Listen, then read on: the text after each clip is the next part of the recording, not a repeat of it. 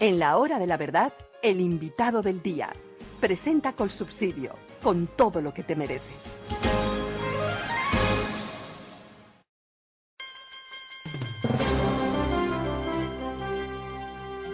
Les decíamos al empezar nuestra emisión que ayer quedó comprobada la soledad del tirano.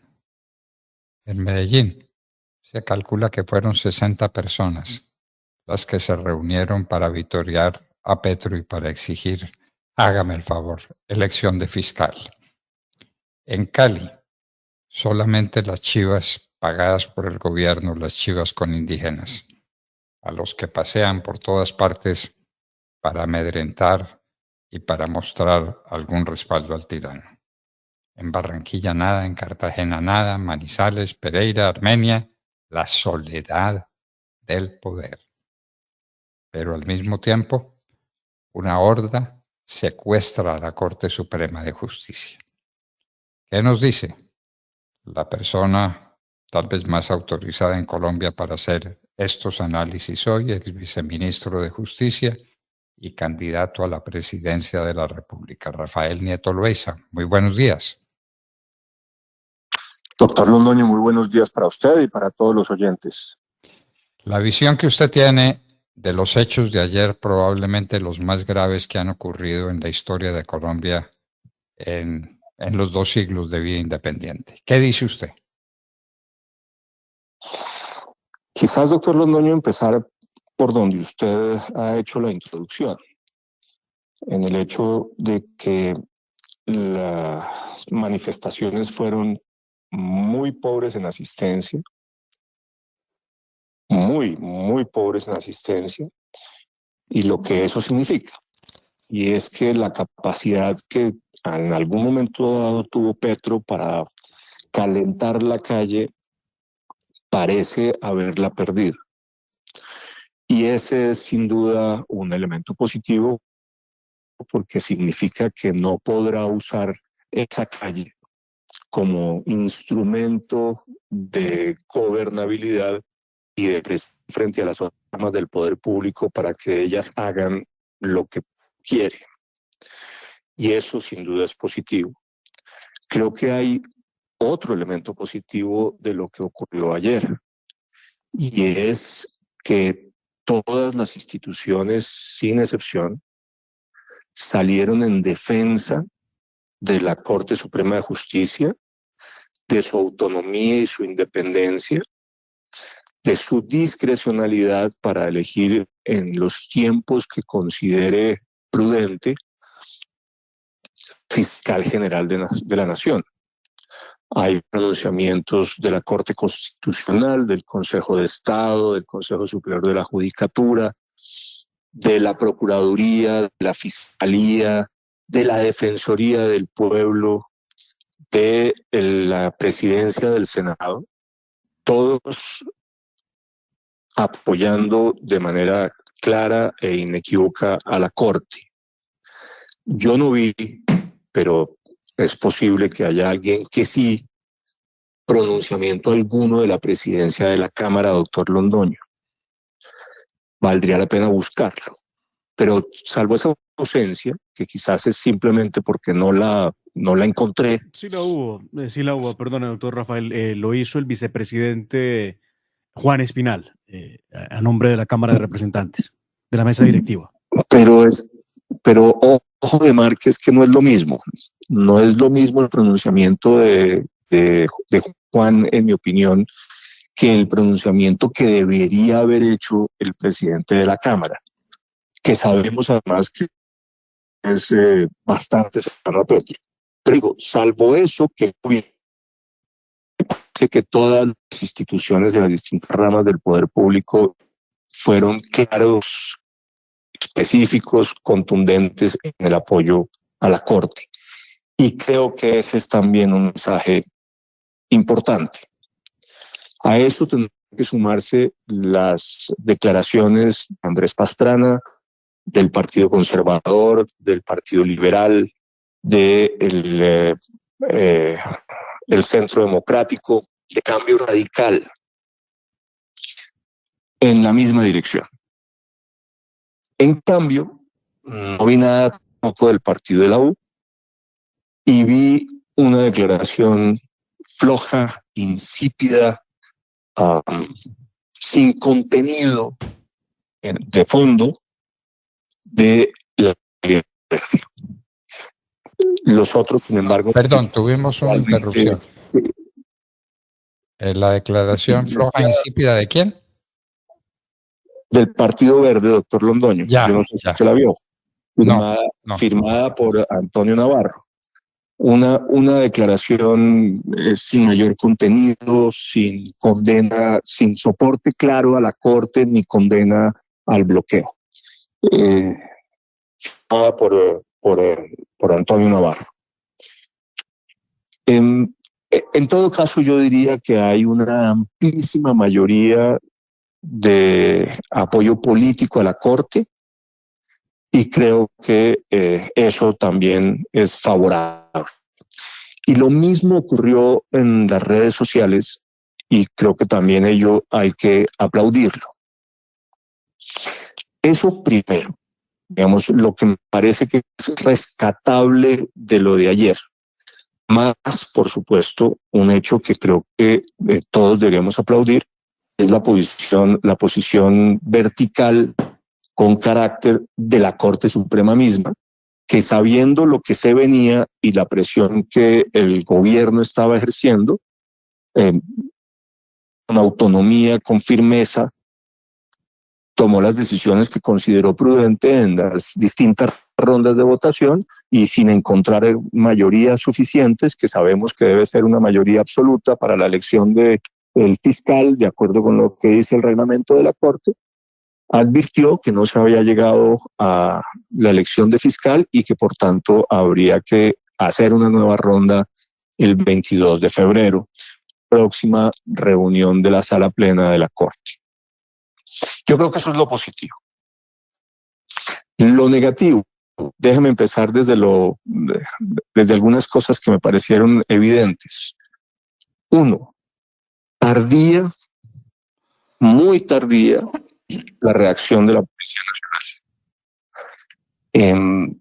Bien en la tarea que tenían que hacer dentro de la Corte, pero me parece que permitieron que se prolongara excesivamente en el tiempo el bloqueo al Palacio de Justicia. Y eso creo que me pareció realmente desafortunado, me pareció inoportuno la ausencia de respuesta pronta por parte de la Policía Nacional. Eso creo desafortunado. Desafortunadas también las en general manifestaciones que hacían incluso aquellos que hemos nombrado en nuestros aplausos, al sostener que hay que proteger como un derecho fundamental la posibilidad de la protesta o la manifestación legítima. Hombre, pues sí, de acuerdo, claro, todos estamos de acuerdo en que la protesta es un derecho consagrado dentro de la Constitución, doctor Londoño, y hay que protegerlo. Pero no me parece oportuno hablar de ese derecho cuando lo que estaba ocurriendo ayer había dejado de ser una protesta y había empezado a ser una sonada. Y no puede confundirse una cosa con la otra, doctor Londoño. Y el derecho a la protesta hay que protegerlo hasta que deviene en asonada, hasta que deviene en la violación de los derechos de los demás. Y insistir como si fuese algo sagrado que no puede de ninguna manera restringirse, limitarse en el derecho de protesta, me parece que hace que nos veamos, usted permítame decir de esta manera, entre ingenuos y pendejos. No puede confundirse una cosa con la otra. Y me parece que ese énfasis que hicieron muchos excesivo en la necesidad de proteger el derecho a la protesta es equivocado. Repito, una cosa es el derecho a la protesta y otra muy distinta la sonada. Así que eso tampoco me pareció afortunado. Tercero, muy, pero muy desafortunada, y estoy siendo suave en la calificación, la declaración de la OEA. Esa es una declaración que me parece que amerita una reflexión a fondo mucho más larga, doctor Londoño, pero que muestra varias cosas. Uno, que el gobierno está informando, o usted me permite, desinformando eficazmente a la OEA, tarea que tiene que estar cumpliendo el embajador ya, Luis Ernesto Vargas, que en este momento debería ser objeto de una fuerte crítica, porque además, no hay que olvidarlo, Vargas fue presidente de la Corte Constitucional y por tanto que haga esta tarea desde la OEA en favor del proceso de desinformación del gobierno y olvidando que va en franco ataque a los que eran sus colegas magistrados, repito, me parece muy, pero muy penoso. Pero es verdad en todo caso que el gobierno está haciendo su tarea de desinformar de manera adecuada y en cambio las otras instituciones y la oposición no, porque de otra manera no se entiende ese comunicado de la OEA. Un comunicado que parte de un hecho falso y es que aquí estamos cerca de un golpe de Estado, lo que sabemos solamente sería verdad en el sentido de que estemos cerca de un autogolpe de Petro. De ninguna manera puede sostenerse que haya alguien desde afuera del Ejecutivo que esté en el camino del golpe. Pero digo, ciertamente esta cápsula de desinformación fue transmitida adecuadamente a la OEA, eso por un lado. Pero por el otro, algo que también me parece de una suma gravedad, que es la defensa a ultranza de que Petro tiene que terminar su mandato. Cuando ocurre que si en el marco de la Constitución se dan razones por las cuales se tenga que proceder al juicio político contra Petro y en paralelo un juicio penal contra él por violaciones a los topes establecidos por el Consejo Nacional Electoral por un lado y por la financiación ilegal de la campaña por el otro, la consecuencia tendrá que ser, si eso es lo que se prueba, la salida de cargo de Petro y que esa salida es el camino constitucional, que es lo que tiene que respetarse. No puede defenderse la permanencia de Petro a cualquier costo en la presidencia de la República. En esa línea ha habido otros pronunciamientos en Colombia, doctor Londoño, pero yo no había visto ninguno desde el exterior sin duda, pero además ninguno tan contundente en el sentido de que no se puede producir de ninguna manera la salida del cargo como este de la OEA. Y yo creo que eso es claramente equivocado. Me parece que es un comunicado desafortunado, triste, pero que refleja, repito, la capacidad del gobierno para desinformar a la OEA, una muy mala comprensión de lo que está ocurriendo en Colombia y además una muy mala interpretación de cuáles son los hechos y cuáles son las normas aplicables para la discusión de lo que está ocurriendo hoy en el país. Lo que está claro en el artículo 109 es que si se comprueba objetivamente, más allá de la voluntad de si hay dolo o no, la violación de los topes electorales, la consecuencia tiene que ser la pérdida del cargo de investidura. Punto. Y que en la defensa de la institucionalidad, lo que hay que proteger es la aplicación de la Constitución y no la permanencia de Petro a cualquier costo en la presidencia. Así que creo que ese es un comunicado desafortunado. Además, el primero, sin una sola línea de defensa de la autonomía de la rama judicial y de la Corte Suprema de Justicia en particular, más allá de un trino para todos los efectos inoportuno e insuficiente de Almagro, secretario general de la OEA, después, cuando ya llevábamos varias horas del bloqueo de la zonada, después diciendo que había que respetar la independencia de la rama judicial y que no se le debía presionar. Ese hecho me pareció, repito, el comunicado de la OEA triste y muy indicativo de lo que está ocurriendo desde la perspectiva del papel de la desinformación del gobierno de Petro. Y finalmente, por supuesto, lo más grave de todo lo que ha ocurrido es el papel de Petro mismo, doctor Londoño. Petro incentiva estas manifestaciones, las promueve abiertamente, con la intención inequívoca de presionar a la Corte Suprema de Justicia para que la Corte elija de la terna que será presentado lo más rápido posible una fiscal. Ese ejercicio de buscar una presión desde la calle, desde la zonada, a la Corte Suprema de Justicia, es, en mi opinión, no solamente una vulneración flagrante de la independencia de las distintas ramas del poder público, sino una manifestación autocrática que va camino a un autogolpe y sumamente peligrosa, que le hace a uno pensar que probablemente va a volver en esa misma línea a usar ese mecanismo cuando no le gusten otras decisiones o de la Fiscalía General de la República, del Congreso de la República, por ejemplo, que crean que puedan poner en peligro algunos elementos sustantivos de su propuesta o la estabilidad misma de Petro en el cargo. Y creo que estamos todos avisados de que Petro no tiene ningún pudor para, si lo considera él oportuno, acudir a estas vías de hecho para presionar otras ramas del poder público. Y eso es, repito, muy desafortunado. Muy mal indicativo de la salud de la institucionalidad democrática. Creo que si bien todo lo más, el comportamiento, repito, de las otras instituciones merece aplauso, merece levantar todas las banderas, todas las alarmas, por lo que debe venir hacia adelante.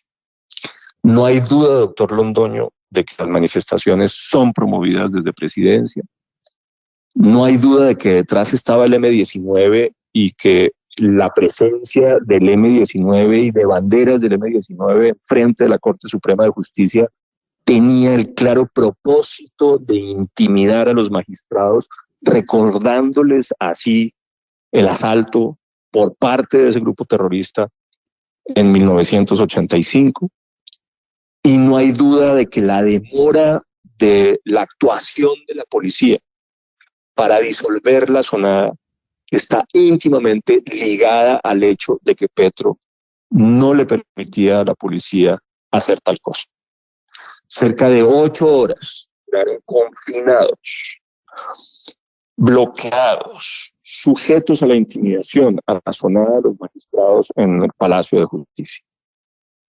Hasta que a Petro, la presión general lo obligó a aceptar el uso del antiguo SMAT para disolver la zonada.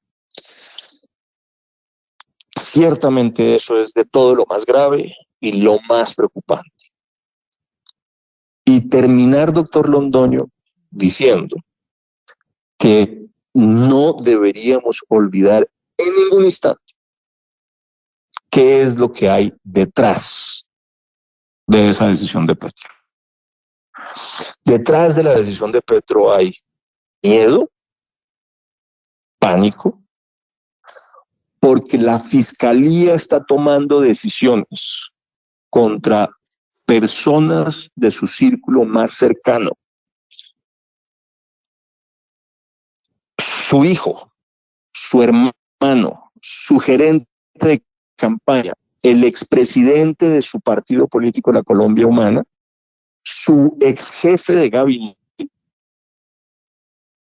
todas personas fundamentales que además en esos procesos puede concluirse que hay responsabilidad del mismo presidente en la comisión de los delitos que estas personas puedan haber cometido.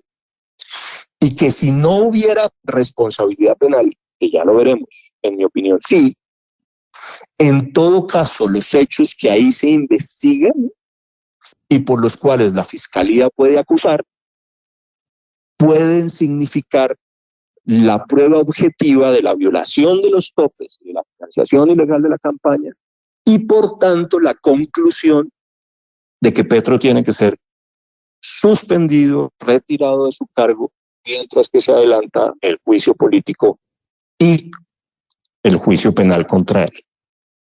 Ese es el tema de fondo y no lo deberíamos olvidar. La presión de Petro contra la Corte Suprema de Justicia, su afán de nombrar fiscal de su terna, es uno que está claramente ligado, relacionado con el hecho de que Petro pretende que las actuaciones de la Fiscalía, de la nueva Fiscalía, pongan a salvo a sus más cercanos y lo pongan a salvo a él. Y esa es la intención. Y por eso uno tiene que mirar con enorme suspicacia lo que vaya a salir de esa terna, porque la intención de Petro es clara.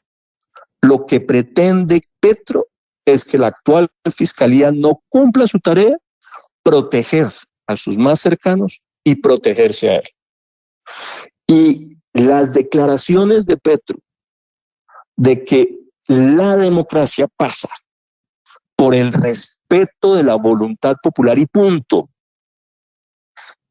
En el fondo lo que están planteando es un escenario en el cual si se producen las actuaciones judiciales, primero las de la Fiscalía, pero después las que tengan que adelantarse en el Congreso de la República contra él, son, desde la perspectiva de Petro, una amenaza a la democracia y por tanto le permiten a él actuar contra esos poderes.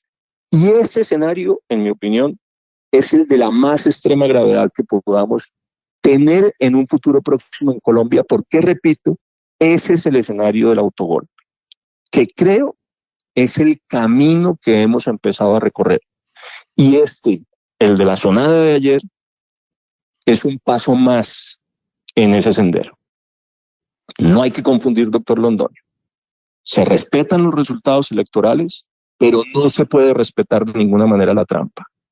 Se respetan los resultados electorales, se respeta la voluntad popular, pero no se puede respetar de ninguna forma la violación de la Constitución de la ley.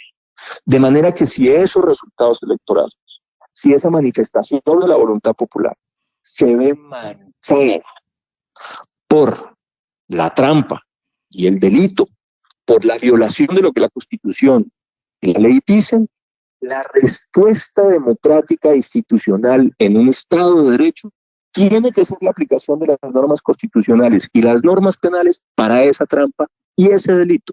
Y el hecho de que haya salido electo popularmente Petro en el marco de esa trampa y de esos delitos, no lo pone por encima ni de la Constitución ni de la ley.